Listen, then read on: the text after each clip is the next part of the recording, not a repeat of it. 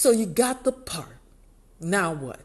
Well, that's where role preparation comes in. Role preparation.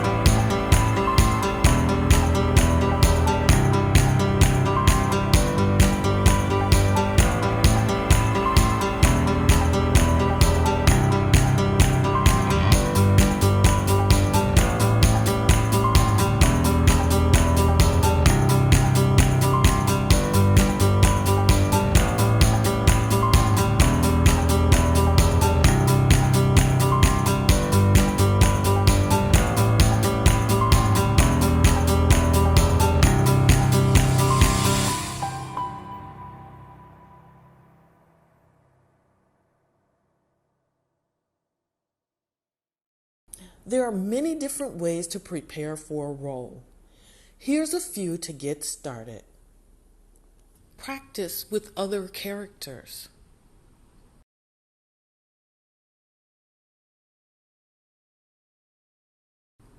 Get into character.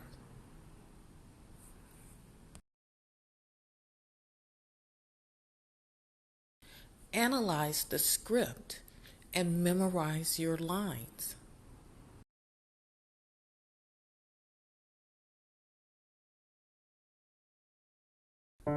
Utilize the space around you. Walk around, touch things.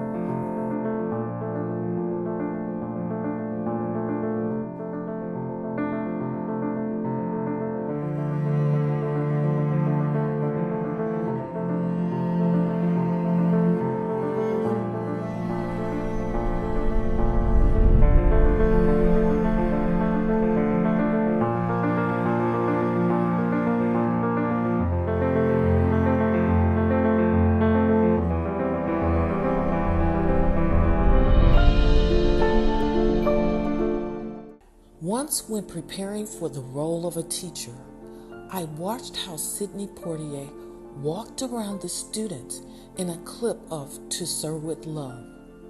He walked in between the desks, talking to the students, touching things, pausing. Before watching that clip, I was reciting the lines with some emotion, but I wasn't utilizing the space. After watching the clip, I started walking around and moving my hands and eyes, etc. Then, after realizing what I had been missing out on, I followed up with other actors who played teachers on the big screen. I watched the devotedness of Michelle Pfeiffer in Dangerous Minds and angry teachers in Ridgemont High. Watch other actors. Watch what they do in movies. Tune into their energy and then put your own spin on it. Pay attention to the masters in the craft. Don't just watch the movies. Watch the actors and what they do.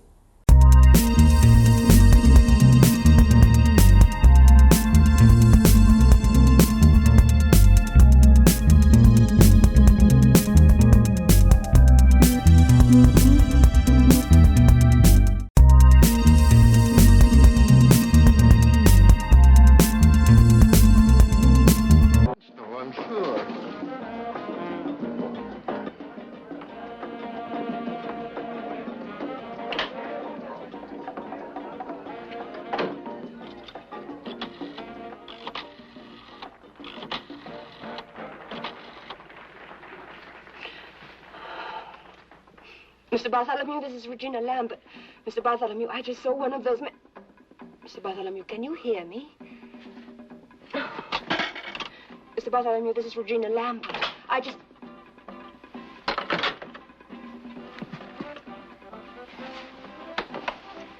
Howdy. What do you want?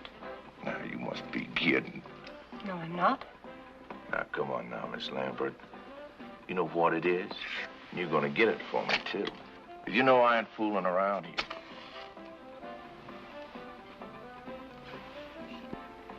No, sirree, Bob. No, that's me! Now, don't make too much noise, Miss Lambert. Oh. It could get a whole lot worse, you know. Now, it belongs to me, Miss Lambert. And you're gonna get it for me. Or your life ain't gonna be worth the paper it's printed on. Do you say what I'm saying to you? Stop! Stop! Please stop! Now, you go home and think it over real careful You're right now. insane. You're absolutely insane.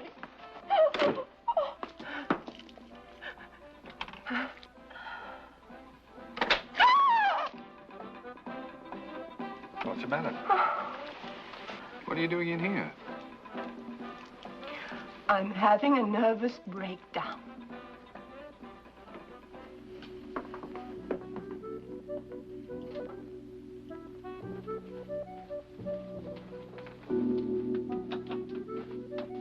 Now, hold it. I've waited long enough. What happened back there? I'm not sure if I'm supposed to tell you or not. What does that mean? He said if I told anybody, it could prove fatal for them as well as for me. Who said? That's what I'm not supposed to say. Now, stop that nonsense. Stop bullying me. Everybody's bullying me. I'm not bullying Yes, you. you were. You said it was nonsense. Being murdered in cold blood is not nonsense. Why don't you try it sometime? Would you mind seeing me to the door? Of course not. It's a good place for making friends. You said this afternoon your husband was mixed up in something. How do you shave in there? What was it? What was what? What your husband was mixed up in. Look, I know it's asking you to stretch your imagination, but don't you think you could pretend just for a moment that I'm a woman? Now, listen, I could already be arrested for transporting a minor above the first floor. Here you are. Where? On the street where you live. How about once more around the park? How about getting out of here? Come on, child, out. Won't you come in for a minute? No, I won't. I don't bite, you know. Unless it's called for. How would you like a spanking? How'd you like a punch in the nose? Stop treating me like a child. Well, then stop behaving like one. Now, if you want to tell me what's troubling you, fine. If not, I'm tired, it's late, and I want to go home to bed. Oh? Do you know what's wrong with you? No, what? Nothing.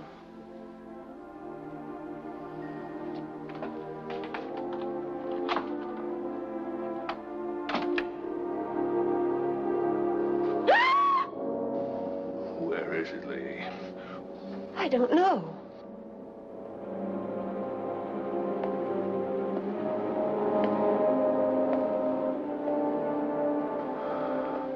I want it. Give it to me. It's mine! Peter! Peter! A man tried to kill me.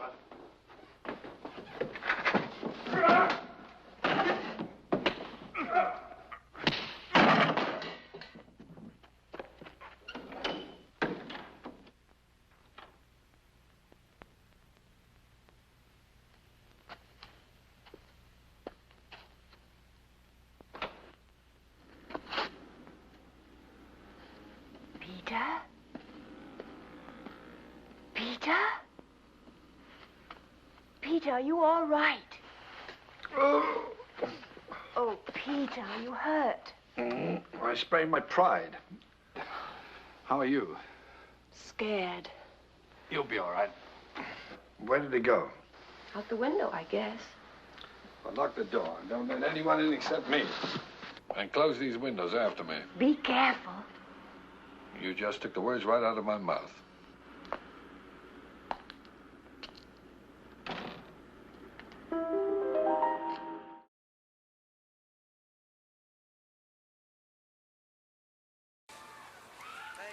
We'll be back.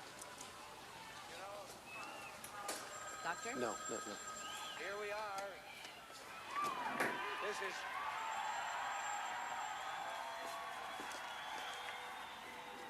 When is his T-cell kill? I gotta tell you, Dr. Gottlieb, this is weird, man. Look, He doesn't have any. how can he not have any T-cells? Well, his immune system's gone. It's way past his bedtime. But let me...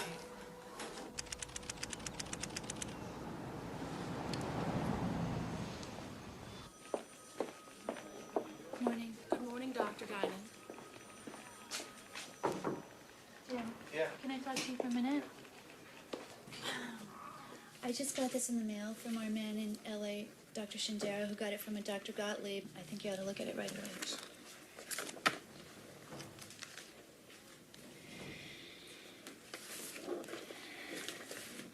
Jim, looks like there's a very weird epidemic breaking out among gay men in Los Angeles. There have been 5 cases of pneumocystis with no contributing disease within the past few months, and already 2 fatalities. Hot stuff. Mm-hmm. Plus, I made some phone calls to New York and San Francisco, and it seems that they've had similar cases. I think this ought to go into the weekly newsletter as soon as possible.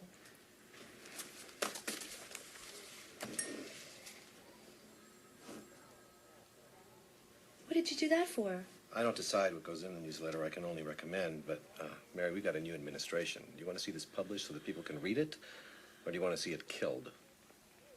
Thanks. In Los Angeles, San Francisco, and New York is a number of gay men who've been hit with a variety of opportunistic infections, and really, that's all we know. I've asked Don to join us because for the last 3 years, he's been tracking hepatitis B virus in gay men, and before that worked on the Ebola fever epidemic in Africa.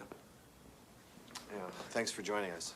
What we've got to do is hit the phones and spread out, contact the health departments in all the major metropolitan areas as usual, so they can do a hospital-to-hospital search for cases. Basic shoe leather epidemiology. That's it. We've got to talk to the patients, talk to the doctors who may have treated those patients, and friends, relatives. No question too stupid or too personal. Sexual relationships, too. Lifestyle stuff. Household chemical cleaning, diet, Could be a bad batch of street drugs. Pets. Yeah, maybe they all get the same kind of kitty litter. Don, I'm going to go to New York this afternoon and take a look at this disease. Can you come with me? Sure. If I knew these blotches would turn purple, I'd have bought some bags to match. Here, look at my book. When I was still human. I was the best in the business. Ask anybody. Leave it to me to get some disease nobody ever heard of. Kaposi sarcoma. Even my doctor had to look it up. Nothing to worry about, he said. Usually happens to Italian men in their 60s who continue to live a normal life till they die of something else. Do I look like an Italian man in my 60s? Now I do. 160.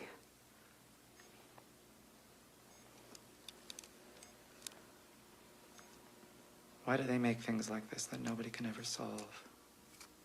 Do you have many gay friends, Harold? Not too many, no. 2 doctors I knew at medical school. I still stay in touch with them. Are they a couple? Yeah, actually, 15 years at least. Kiko and I, Kiko's my lover, we've got a wide circle of friends, and most of them are in relationships, or want to be in a relationship. So what are you saying?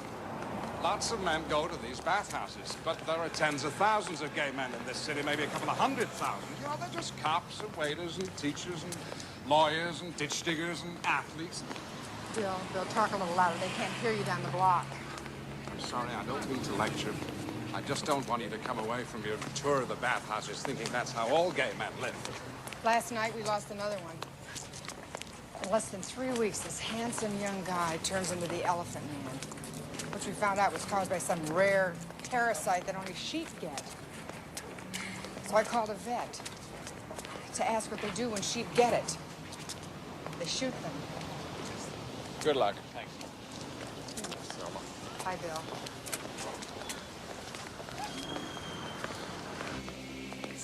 Hi, Selma Dritz, Department of Public Health. We're here to inspect the premises. I'll see if I can find the boss. Thanks.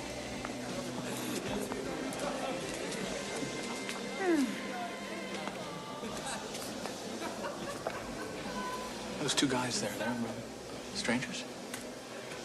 Maybe. Probably. And they just met, and now they're going to go in the... Right. It's interesting. Listen to me. Imagine yourself in a place like this. Only it's filled with women. I mean, really beautiful women. I mean, imagine one of those penthouse women, and she wants to go into that little room with you, and there's nothing between you but a little towel. Are you going to tell me that you wouldn't go into that little room, seriously consider dropping that little towel? Possibly, yeah. Yeah. I know men who would give up food for it. Hi, Eddie. How are you? Good. Mwah. Eddie Papazano, Dr. Harold Jaffe from the Centers for Disease Control. Hi. So what's the problem? Well, there may be some kind of an epidemic spreading in the gay community, and I'd like to just come in and have a look around. I'm sorry, that's impossible. We have to protect the confidentiality of our clients. I know, but Eddie, you know that I speak on behalf of the Gay Liberation Committee, the City Council, the State Assembly. I can tell you without fear of contradiction, you are regarded, second only to Abeling, as a citizen who would fight to the death to preserve civil liberties. So let's cut the crap. It's 10 o'clock in the morning, for God's sake. Let us in. Selma, only for you. Thank you. Thanks. You're a real mensch, Eddie. So how many men come here a night? Hundreds. Every night of the week. Some bathhouses more than 1,000.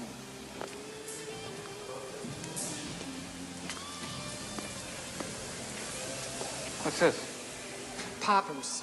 They're a quick, cheap high. All right, what do we think? What do we know? What can we prove? Zip. Only gays?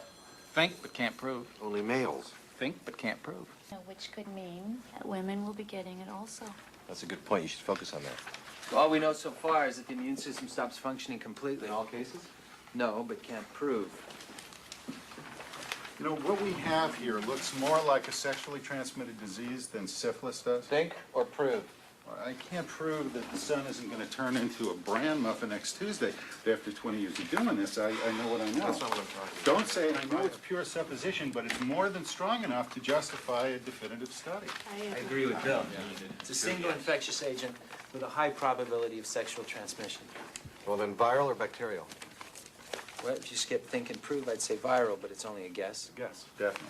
Okay, well, let's assume that it is a virus. Now, the question is it one that we already know that has become lethal, or is it some kind of brand new virus that we've never even seen before? Here's a little stat to chew on. In 7 months, the number of cases jumped from 5 to 152 in 15 states. 7 months? Yeah, but the spooky part is that so far the mortality rate has been 40%. 40%. And according to the doctors taking care of these patients, the mortality rate could ultimately turn out to be 100%. 100%. My God.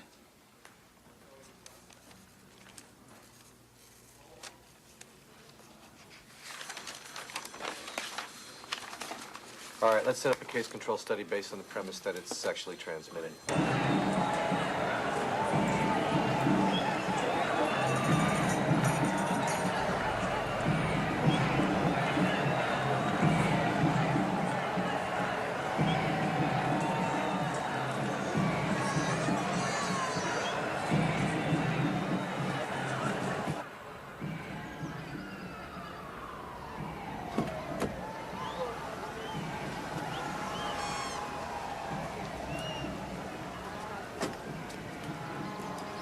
Look, stick around here. I might be coming right out.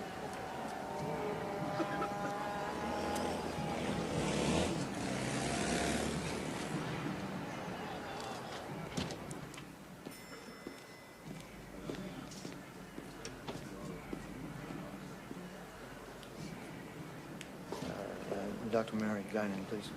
Your name? I'm a friend of Dr. Conant. Your name? You can tell him. He has no idea who you are, and we'll pretend we never heard of you.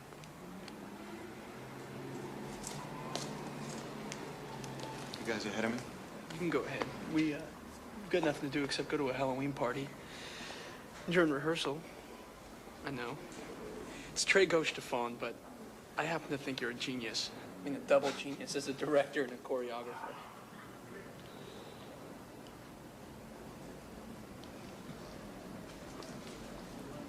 Is it you?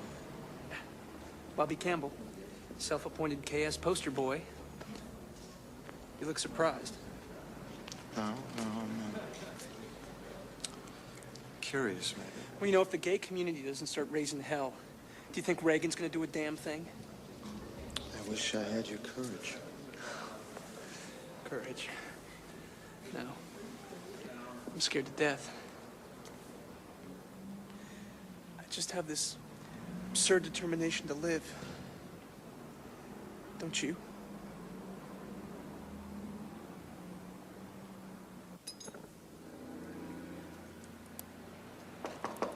It's open. Dr. Guinan? Yes. I tell you, I expected the neighborhood, the hotel, this room even, but I think it would take Fellini to cast such a beautiful young woman in a sweatsuit as the doctor I'm supposed to reveal my most intimate sexual eccentricities to. Hello. Hi.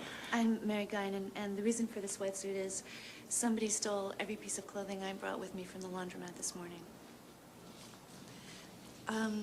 Would you mind signing these two consent forms? One is for the questionnaire, and one is for the specimens I need to collect. Which specimens? Blood, urine, a swab from the inside of your mouth, and another from your rectum. In this study, some have the disease, and some, like you, have no symptoms. You know, I really don't mind if you know all this about me. I'm just not too sure I want to know.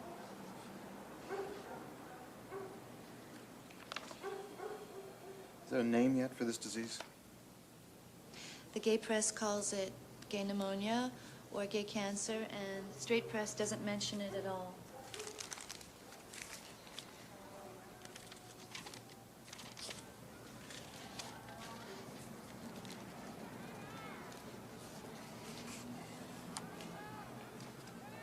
I know, it's hung up in traffic coming over here. Gay Halloween parade was on. Have you seen it? I didn't know they had one. Yeah, they do. It's really pretty amazing.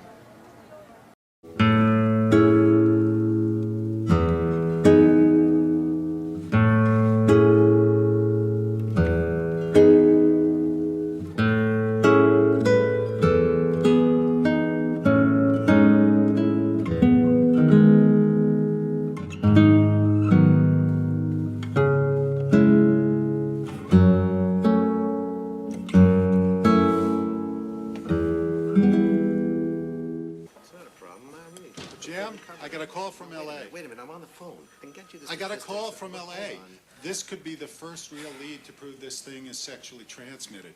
My plane leaves in 40 minutes. Hold on. We don't have the budget yet. No, don't sweat it. I'll front the money. You'll pay me back. Okay, well, if you think you have definitive proof it was brought in by a UFO, please send it in to us. Thank you.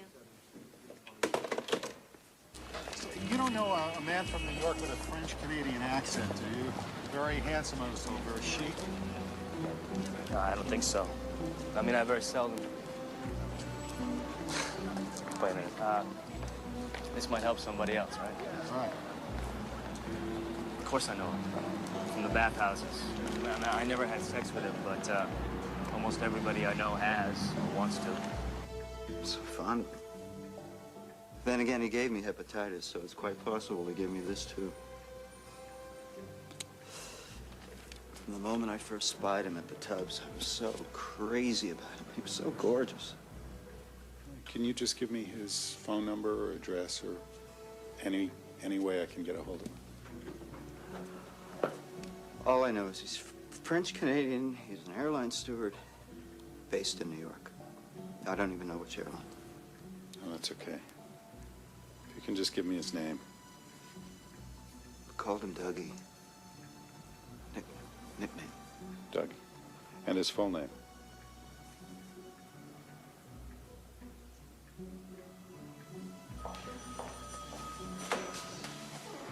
Hi, Mary.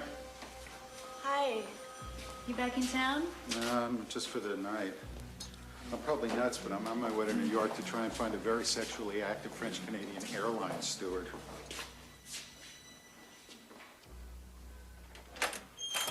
Gaetan Dugas? Bill Darrow. Hello? Nice to meet you. Nice to meet you. Sit down. Take all the time you need. Thank you. Thank you. Thanks very much for coming in.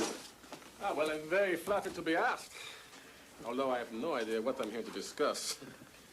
Would it disturb you if I smoke? If you need to, go ahead. Mr. Degas, have you had sex with any of these people? Is that what I'm here for? To talk about my beautiful lovers? And now I am flattered. Although, if you don't mind my saying, I cannot possibly imagine why you'd be interested. You've been finding substantial evidence to suggest that one of the ways this disease may be transmitted is sexually. Now, wait a minute. Look, all I have is skin cancer, which is not contagious, and you know it. No one's accusing you of anything. We just need to know as much as we can.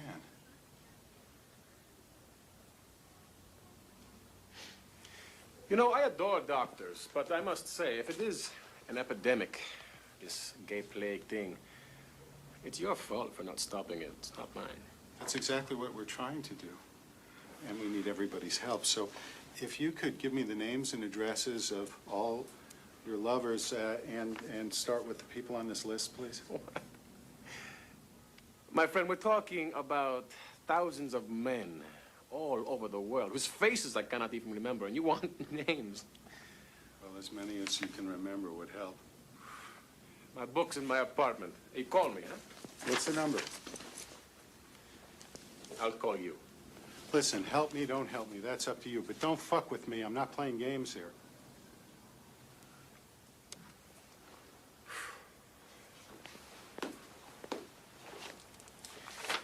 Not before 6, and not after 6:30. Thank you. And remember something. Whatever it is, if I've got it, someone gave it to me. All right, this is how it breaks down. This is patient 0, an airline steward from New York, and the starting point of this particular group.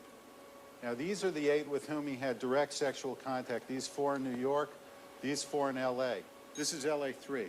He had sex with L.A. 2, this man from Florida, who in turn had sex with this Florida man, 2 from Georgia, 1 from Texas, and so on.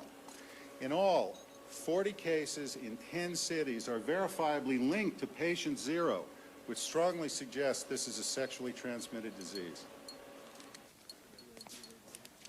That's great. That's absolutely terrific work, Bill. That's great. Bill, that is the first sign of real proof. Good job. What did you see in these film excerpts? What did you hear? Did you see fear? Did you see the fear in Audrey Hepburn's eyes when she was in the phone booth? Did you see her body shaking, her shoulders hunching? Did you see the whites in her eyes?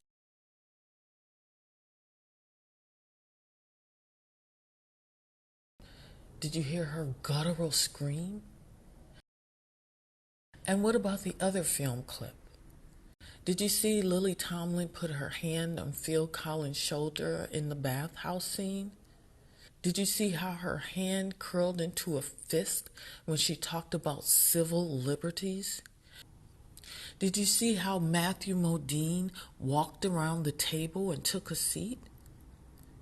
Some of it may have been blocking by the director. Maybe it was, but maybe it wasn't. Did you see everyone's reactions when he told them that the mortality rate was 100%?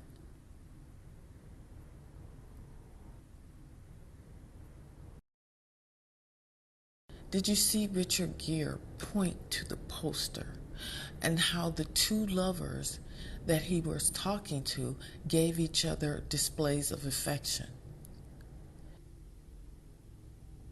Did you see Richard Gere walk to the window and hear him laugh when the doctor said that she didn't know there was a gay Halloween parade? Did you see him look out the window at the Grim Reaper and then react without saying a word to his realization that death was imminent? What about his smirk at the end when he said, "The party's over"? Maybe that was in the script, and maybe it wasn't. It could have been improvised, and we'll talk about that later. Understand that acting sometimes requires no words at all. For example, Claire Foy, who played the Queen in The Crown, many times she acts without saying a word. It's all in her breathing and her facial expressions. Watch Antonio Banderas in the bedside scene of Life Itself. There were portions of that scene where he had no lines. He was completely in character. He had no lines, but he was reacting the way his character would. So that's key.